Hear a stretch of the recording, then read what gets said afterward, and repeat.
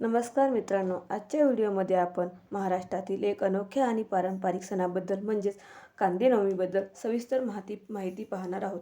आषाढी एकादशीपासून पवित्र चातुर्मास सुरू होतो. या 4 महिन्यात अनेक घरांमध्ये कांदा, लसूण आणि मांसाहार वर्ज्य असतो. म्हणूनच चातुर्मास सुरू होण्यापूर्वी आषाढ शुद्ध नवमीला मनसोक्त कांदा खाण्याची प्रथा आहे, ज्याला आपण कांदा नवमी म्हणतो.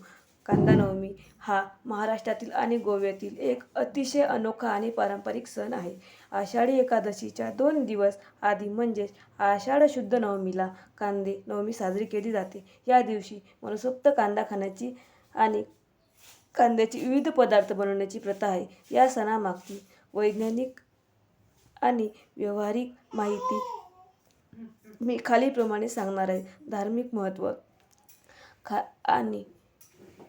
धार्मिक महत्त्व आणि परंपरा चातुर्मासाची सुरुवात आषाढी एकादशीपासून हिंदू धर्मात अत्यंत पवित्र मानला जाणारा चातुर्मास 4 महिने सुरू होतो. या 4 महिन्यात अनेक कुटुंबांमध्ये कांदा, लसूण, वांगी आणि मांसाहार पूर्णपणे वर्ज्य केला जातो. शेवटची मेजवानी पुढील 4 महिने कांदा खाणे बंद होणार असल्याने त्यापूर्वी आषाढ नवमीला घरात भरपूर कांदा आणून त्यांचे अनेक चवदार पदार्थ बनवून खाल्ले जातात.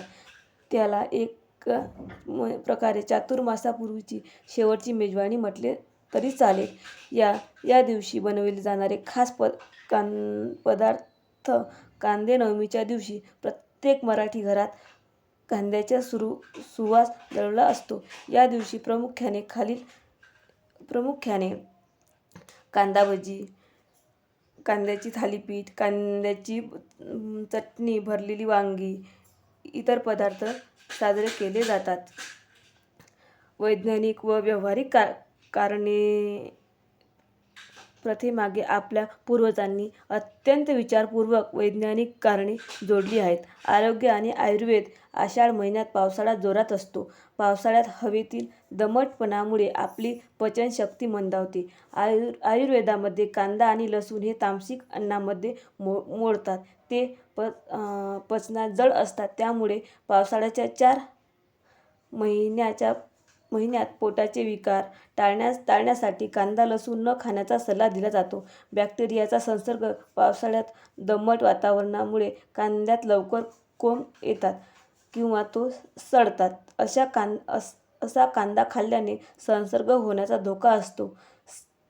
साठा संपविणे पूर्वीच्या काळी पावसाळ्यात कांदा खराब होऊ नये म्हणून घरात आणलेला जुना साठा संपवण्याची कांदे नवमीच्या दिवशी भरपूर कांदा वापरून तो संपवला जायचा. थोडक्यात सांगायचे तर कांदे नवमी हा सण निसर्गाच्या बदलत्या ऋतूनुसार आपल्या आहारात बदल करण्यासाठी आणि आरोग्याची काळजी घेण्यासाठी सुरू केलेली एक सुंदर परंपरा आहे.